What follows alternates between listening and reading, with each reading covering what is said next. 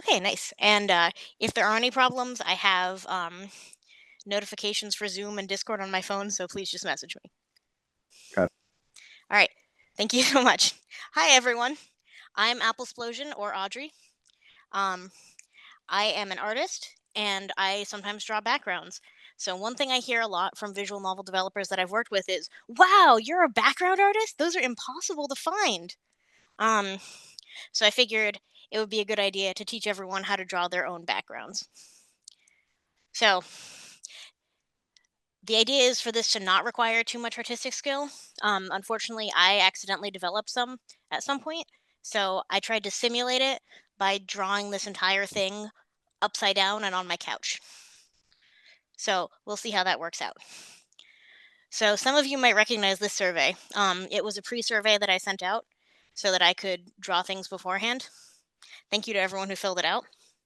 So as far as style goes, it looks like watercolor-esque was the runaway style winner. So that's the style we'll be doing. And then to decide which of these subjects I used, I picked the 6 ones that I thought would make the best demo. And then I rolled the dice. So that roll came up 1. So the background will be this one: a well maintained square garden enclosure surrounded by part of a hedge maze. 3-tiered fountain in the middle of the enclosure with a small cherub statue on top. The corners of this bounded area contain garden beds of human sized sunflowers. A bench on the left side facing towards the fountain from which to enjoy the view.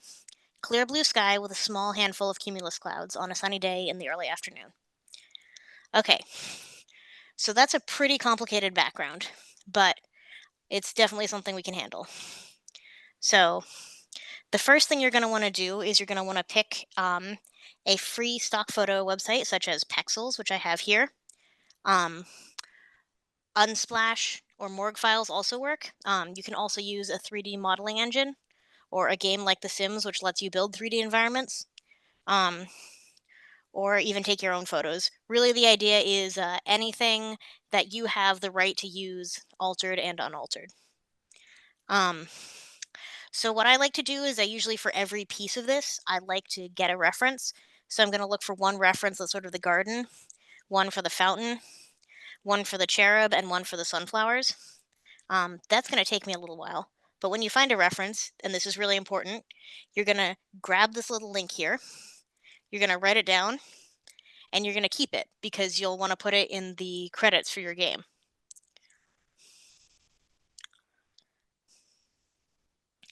And then once you have that, you can download. I usually have like 30 images that I use just so that I can make sure I get everything I want. Then you're going to want to make a canvas that's I usually go for twice the size of my game, but 1 or 1.5 times is also okay. Once you have that, you're going to want to import one of your photos that most closely matches your background. Um, for me, this was the closest one. Um, then, if you have any kind of structures or human built objects, you're going to want to use perspective tools. Perspective tools are your friends. They will help you draw things that look good and help you draw straight lines. So, then you're going to want to choose a line art brush. First thing, if you have a sprite artist and and they have a line art brush that you use, get that one.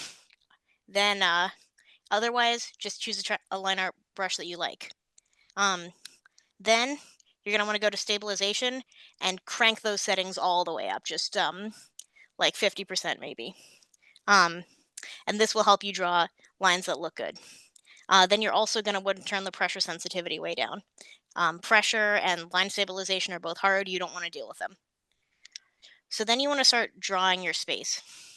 And I like to zoom in and out a whole lot, which is why my drawing process looks like this. But you want to start by sort of defining the edges of your space and work inward. I like to start with those sort of perspective area, the things that I use the perspectives tool on, and just sort of get that built out. So I started with the hedge and worked inwards towards that central courtyard. And then I did some cleanup. So once I'm sort of satisfied with that, I like to look at how that looks as a whole picture and think about whether I like it. So the composition of this is actually pretty off in that you can see that there's a large open space at the bottom. However, this is for a visual novel, so that's actually a good thing because that's where the text box will go. So you want sort of a large empty-ish area at the bottom of your background. So once I have that, I'm going to start thinking about where I want to place the objects. And the way I like to do that is with circles. So I make one for the fountain and one for the bench. And then I want the bench to actually be a little bit bigger. So I'm going to make its circle a little bit larger. And then once I'm happy with that, I'm going to pull in a new image that's the fountain I want. So here's our 3-tiered fountain. And then I'm going to make the background less opaque so I can draw more easily. And then I really like the bowls on this, so I'm going to try to draw those first. And just making sure, can everyone still hear me? Yep. Uh-oh. Okay, we're good. Okay, yeah. So I drew all 3 bowls here for the fountain. And I just want to make sure that I like the way those look. I don't have to do a really good job drawing them. As you can see, it's kind of messy. And then once I'm happy with that, I'm going to start with these in-between parts. So I'm a little less confident I like those. So I'm going to make some changes on those parts. So I'm going to keep that one mostly the way it is. And then with this one, I'm going to simplify it a little bit. I'm going to ignore some of the shapes and I'm just going to sort of make like a more simple version of that silhouette. And then I actually don't like the bottom one at all. So I'm just going to steal the middle one and just sort of squish and stretch the different parts of that until I get a silhouette that I'm sort of happy with. Usually when you're making a background, you want to choose like one object that's sort of in focus and then the rest you want to put less effort into. So for my sort of focus object, I picked the fountain. And this is the part that I spent the most time on. All right. So then once I'm there, I'm going to look at this and make sure I'm happy with how that looks. I am pretty happy, but I'm going to do a little cleanup.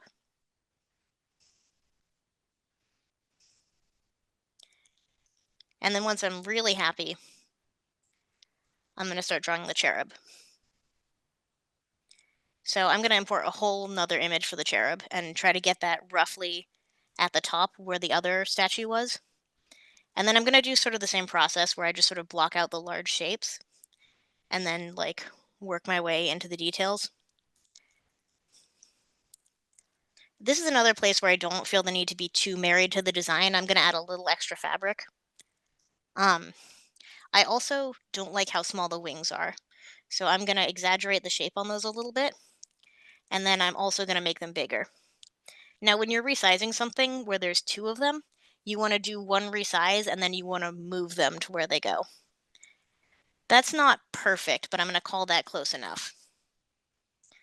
I also noticed the cherub is a little too large, so I'm going to resize the whole thing.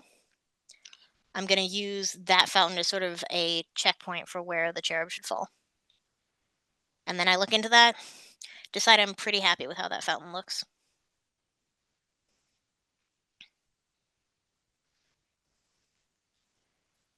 Then I'm going to add some water because usually fountains have water coming out of them. I'm just going to do a really sloppy drawing of the water from this fountain. And then I'm going to take it and put it somewhere on that fountain. I thought the only place that really makes sense is for it to be coming out of the cherub's mouth, so that's what I went with.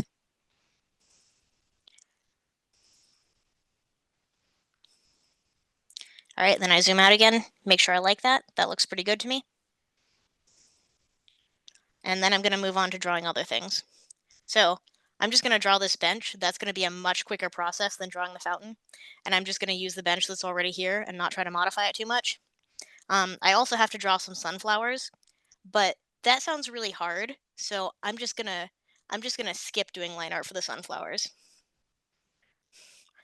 What you might want to do is get an asset or a stamp of some sort for something like that, and then just use that a whole bunch.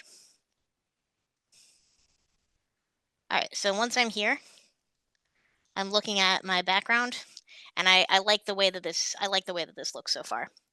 So I'm going to move on to the coloring step.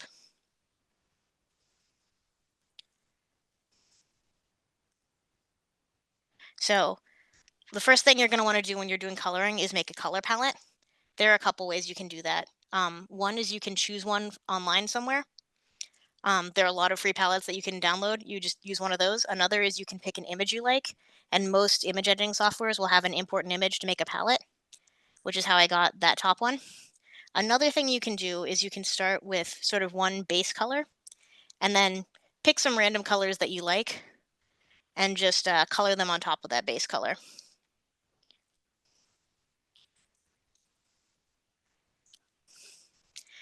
Part of what you're looking for is if they look good together. Part of what you're looking for is that what you want to do is you want to lower the opacity, and then you want to sample the colors that have a little bit of that base color in them so that they kind of all are more harmonious. All right. And then I'm seeing something in the chat. No, we're good. Okay. Can everyone still hear me? Yep, you're good. Okay, cool. Thank you. All right. So, yeah, and then I basically sample those colors that are mixed in with that base color a little bit.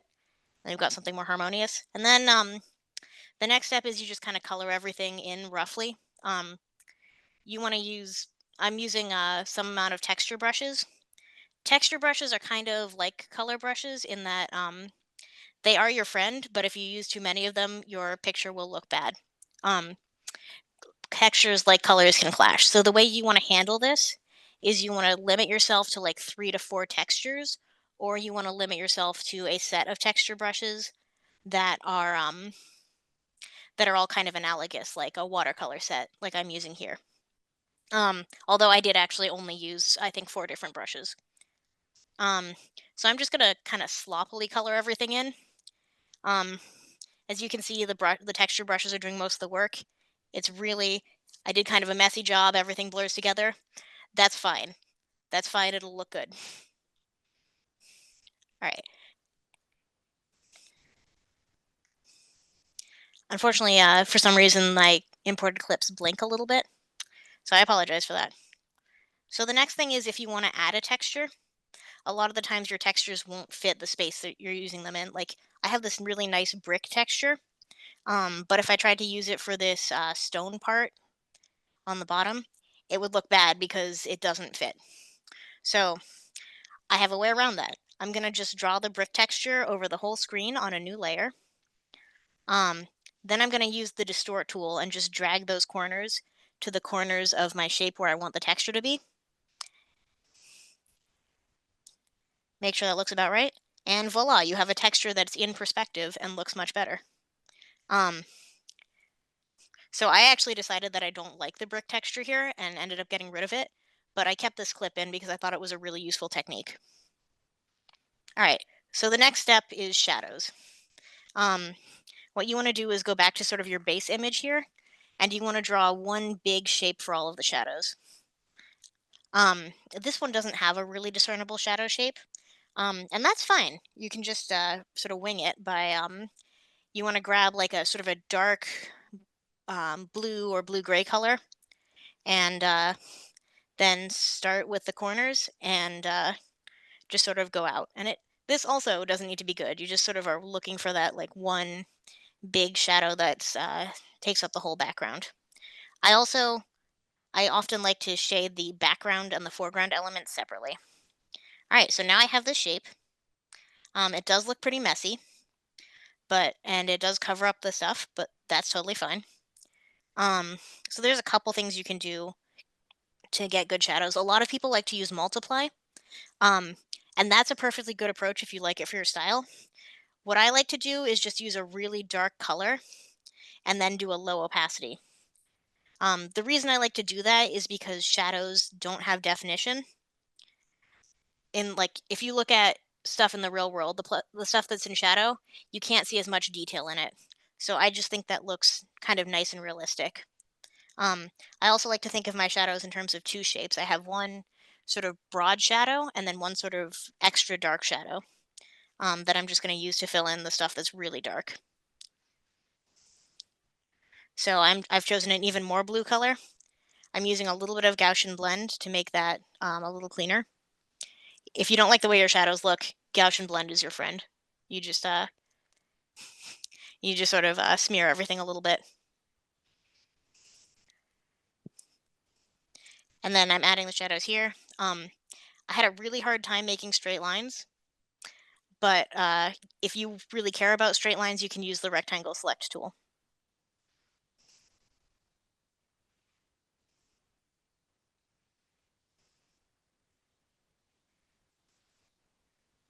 And then I'm also going to add some shadow on each of the objects because they're going to cast a shadow.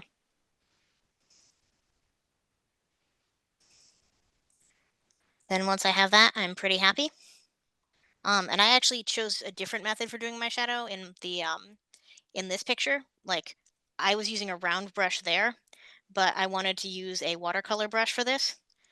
So I just redid all the shadow in this one, and then I also added some white highlights on the top part here just to make it stand out a little more.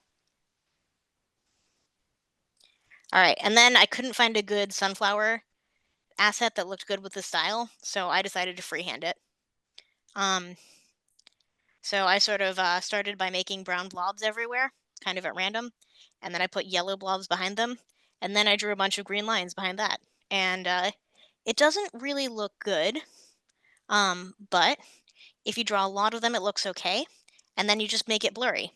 So that's what I did. And now, since they're kind of a background thing, the fact that they don't really look good is fine. So I'm gonna also color the bench and the fountain, and that's also I kind of did a messy job of both of those, and that's also fine. It will be less fine in some styles, but because I'm doing watercolor, it's uh it's all right. And I'm just gonna add a little bit of splatter for the water. And then I wanted to do the shadow on some of the foreground elements. So I'm just kind of using the same brush that I did earlier um, for all the other watercolor stuff. And I'm just sort of sloppily putting in shadow. Again, this is kind of messy. I actually am not doing the lighting correctly. Um, the lighting on this actually comes from the opposite direction of where I did earlier, but it doesn't actually matter so much because I'm kind of blending it all together.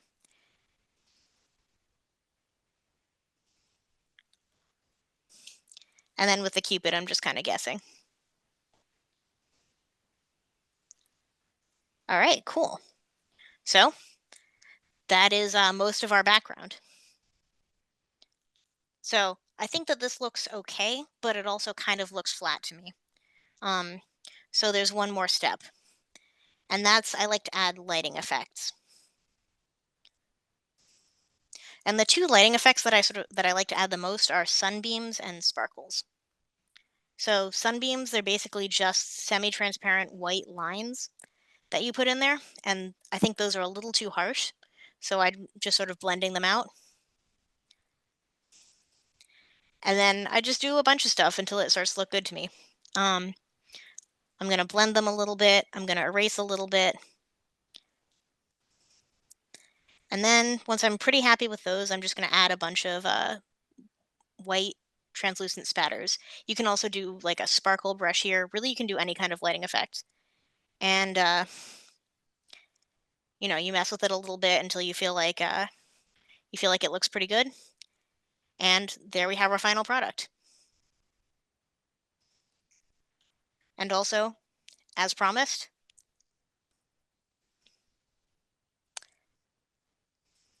we have all of the pictures that I use as reference. All right. I should probably keep my screen shared, but all right, questions. All right. Someone asked, how long did this background take? So for me it took me about an hour and 10 minutes. Although I did also have to redraw a bunch of it a couple times because I forgot to record. I think probably it will take you longer than that, but I think that most people can get a similar result. That said, the dirty little secret is anything you practice, you'll get better at. So if you do a couple of these, you'll probably get to the point where you're getting through them pretty quickly. Definitely. Okay, someone asked, what brushes did you use? So the main brush set that I use for this is in Procreate. I use the technical pen. Um, and then I also used the ultimate watercolor set. Yeah, which is a set of brushes that you can download. I think they cost money. Um, but the brushes that you use don't really matter. The sort of like having texture is more important than what the specific and like having a texture that's like there's not too much of it so it clashes is more important than the actual texture you use. I can drop a link to the specific watercolor set that I used.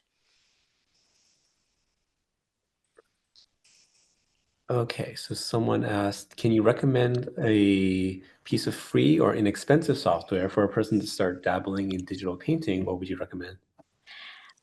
So if you have an iPad, I would definitely recommend Procreate. It is $10. Um, Another great thing about Procreate is they're very anti AI, and it's a pay once, and there's no subscription. You just get the software forever. If you want something totally free, Ibis Paint is also all right. If you don't have an iPad, I've heard a lot of really good things about Clip Studio Paint. Um, I also have a real soft spot for GIMP, which is a free open source image editing engine that can do pretty much anything you need. Yeah, Um, a lot of people like GIMP. yeah, GIMP is great. I love it. One thing that you should know is anything you get for free, you're going to make a little bit of a trade off in terms of how sort of intuitive the UI is. Like GIMP is one of my favorite engines, but you do have to get used to the UI a little bit. It has gotten a lot better, but Yeah, even then. yeah. And to be clear, the same is true of Ibis Paint X, which is the free version. Okay, so someone asked, maybe it's a silly question, but how do you format that so many credits? If I had multiple backgrounds in a project, I feel like I have hundreds and hundreds of these. Um, yeah. So I usually just put them on like a scroll at the end. Oop,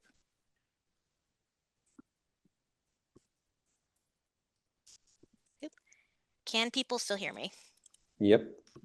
Okay, yeah. I usually put them as a scroll at the end. Um, and you probably should not use like 30 images. Um, when I think I actually only used 4. I just wrote down all of the images that I looked at. Just because like they did on some level influence what I did here. Um, but yeah, I think usually I'm actually only using like 4 to 5 images. So yeah, you might have a pretty lengthy set of credits, but I feel like honestly in terms of trade-offs that's not huge. Stella also suggested having like a licenses.txt file that you can just plop on there, Yeah, a licenses.txt file is a really good idea too. which is for someone asking what does it entail? It's just a list of, there's just a list, a text file list of all the things that you used and references and credits and so on and so forth. Yeah, and usually any website where you're getting images, they will have like the accreditation that they want on the page somewhere.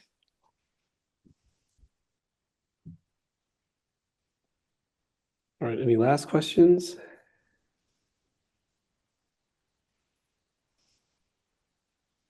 All right. Okay, thank you so much. We got through it. No technical difficulties this time. Great. So, Yeah, yay. thank you. Okay, now Stella, now you're the next talk.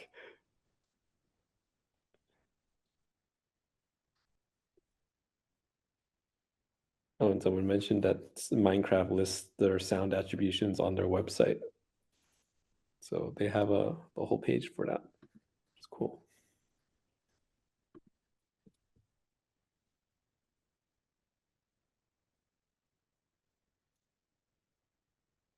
Okay, so I see. Okay, I got your screen share, so I'm gonna. So if you're talking, I can't hear you.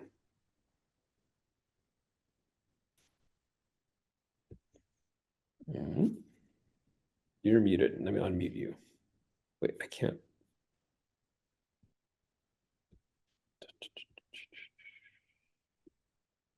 Yeah, I can't force unmute you, so you're gonna have to unmute yourself. Uh-oh.